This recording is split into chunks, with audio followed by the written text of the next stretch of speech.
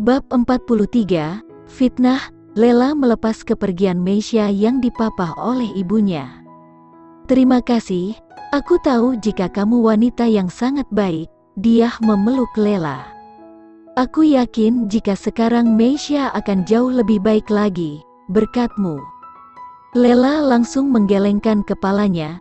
Alhamdulillah jika seperti itu, tapi itu bukan karena aku, hanya Allah SWT yang maha menyembuhkan. Dia mengangguk-anggukkan kepalanya penuh haru, berpikir jika Lela adalah wanita luar biasa. Rasanya baru kali ini dia melihat seseorang memaafkan kesalahan orang lain dengan mudahnya, padahal kesalahan yang telah diperbuat keponakannya sudah sangat fatal dan membahayakan. Baiklah, aku pergi dulu ya. Assalamualaikum. Dia lantas pergi menyusul sang adik dan keponakannya. Lela menutup pintu. Dia membalikkan tubuhnya dan kaget mendapati sang suami sudah berdiri di hadapannya. "Jadi kamu memaafkannya begitu saja?" tanya Zain sambil melipat kedua tangannya di depan dada. "Apa aku salah?" "Tentu saja," jawab Zain cepat. "Benar juga, seharusnya tadi aku memaki dan menjambak rambutnya, iya kan?" Zain terkekeh geli, dia menghampiri istrinya dan langsung memeluknya. "Kamu wanita yang sangat baik, aku bangga memiliki istri sepertimu." Zain mengeratkan pelukannya. Almarhum Abah pernah bilang, ketika seseorang melakukan kesalahan dan lalu orang itu menyadari kesalahan yang telah dibuatnya, tugas kita bukan untuk mencaci dan menghakiminya, akan tetapi rangkullah dia kembali kepada kebenaran. Jika tak mampu menjadi obat untuk luka yang dia rasakan, paling tidak jangan jadi duri yang akan membuat lukanya semakin menganga. Berbahagialah Abah di sana karena telah berhasil mendidik putra-putrinya menjadi manusia yang berakhlak mulia. Asteris Indira menggerutu. Sekarang pergi bekerja menjadi sesuatu yang menyebalkan baginya, bukan karena padatnya jadwal operasi dan banyaknya pasien yang harus dia tangani, melainkan kian hari seiring dengan intensitas pertemuan dan interaksi antara dirinya dan Alfian membuat rasa yang dulu ada namun hilang dan bahkan sudah gersang kini kembali menumbuhkan benih-benih cinta yang seakan mulai bersemi kembali. Bagaimana tidak, Alfian menurutnya menjadi pria yang bukan lagi lajang tapi semakin tampan menawan, semakin berkarisma dan berwibawa, semakin membuatnya kesusahan menjaga hatinya untuk tak terus terpesona mengingat dirinya tak mungkin dapat memilikinya. Indira mencoba terus menata hatinya untuk tak membiarkan benih-benih asmara itu terus tumbuh subur di hatinya, walaupun sulit dia yakin jika dirinya pasti bisa jika mengingat bagaimanapun dan apapun yang terjadi, Alfian tak akan pernah dia miliki. Dia hanya kesal kenapa sedari dulu hanya Alfian lelaki yang bisa menggetarkan hatinya, membuatnya luluh dan dengan mudah membuatnya jatuh cinta, padahal masih banyak lelaki di sekitarnya yang bahkan jauh lebih tampan ingin memilikinya. Sepanjang koridor Indira terus menggerutu sendiri, mengasihani nasibnya yang harus terus memendam cinta dan kasih tak sampai ini sedari dulu. Dia lantas menyalahkan Anita yang dianggapnya sebagai penyebab semua kenestapaan hatinya. Masih sambil menggerutu Indira terus berjalan menuju ruang operasi, namun langkahnya terhenti melihat sosok yang sedari tadi ada dalam pikirannya, Anita. Indira tertegun, melihat orang yang sedari tadi dia maki di dalam hatinya kini ada di hadapannya sedang berjalan pelan sambil menunduk melihat map di tangannya. Indira berdecak kesal, lagi-lagi untuk kesekian kalinya dia harus bertemu dengan Anita lagi. Dia lantas berpikir heran, semenjak kerja di sini beberapa kali dia melihat Anita sering berkunjung ke rumah sakit ini padahal dia tahu jika Anita sudah tak lagi bekerja di sini. Dia sangat yakin jika tak ada anggota keluarganya yang juga sedang sakit dan dirawat di sini.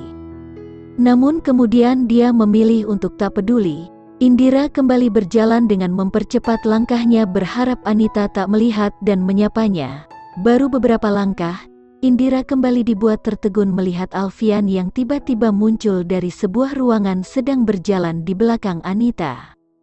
Melihat Dokter Anita dan Alfian di waktu dan tempat yang sama membuat Indira lantas berpikir macam-macam. Sejurus kemudian dia tersenyum sinis sambil kembali melanjutkan langkahnya.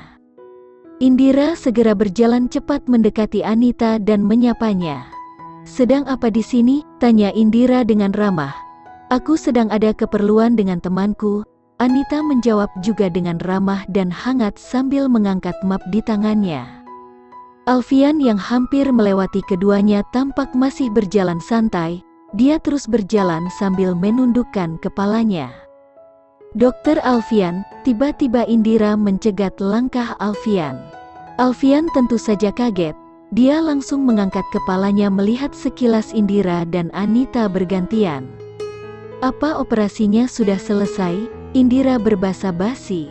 "Iya," Alfian menjawab singkat sambil akan kembali melangkah. "Tunggu dulu. Apa kamu tak menyapa mantan kekasihmu ini?"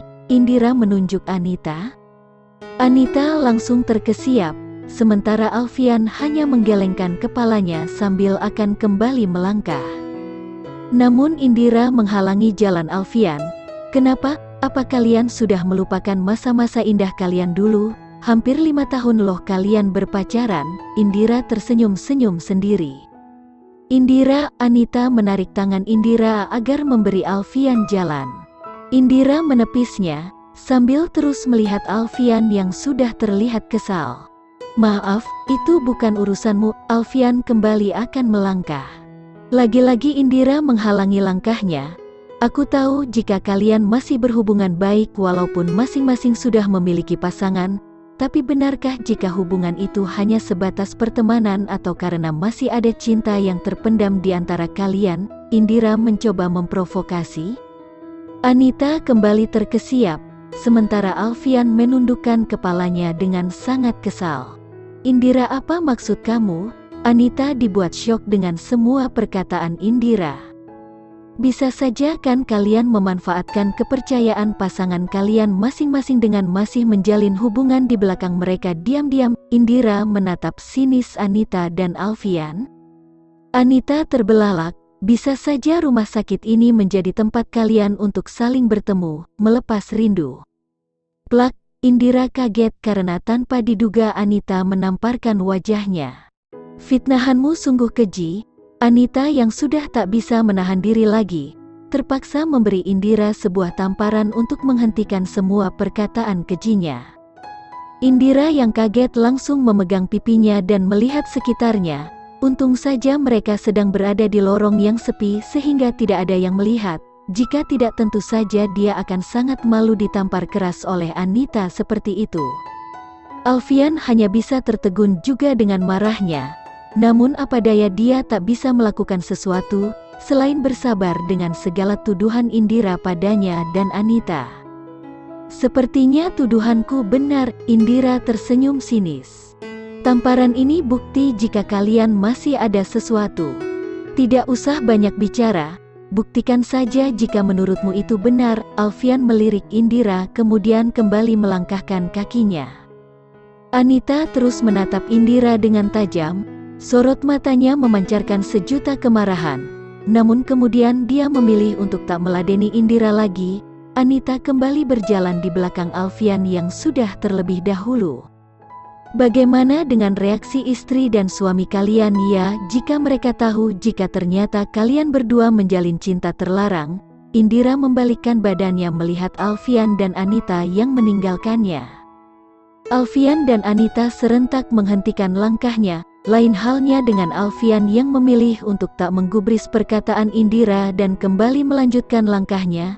Anita justru langsung membalikkan tubuhnya dan kembali berjalan menuju Indira. "Aku turut sedih dengan hidupmu. Memfitnahku menjadi bukti jika selama ini aku hidup jauh lebih baik darimu."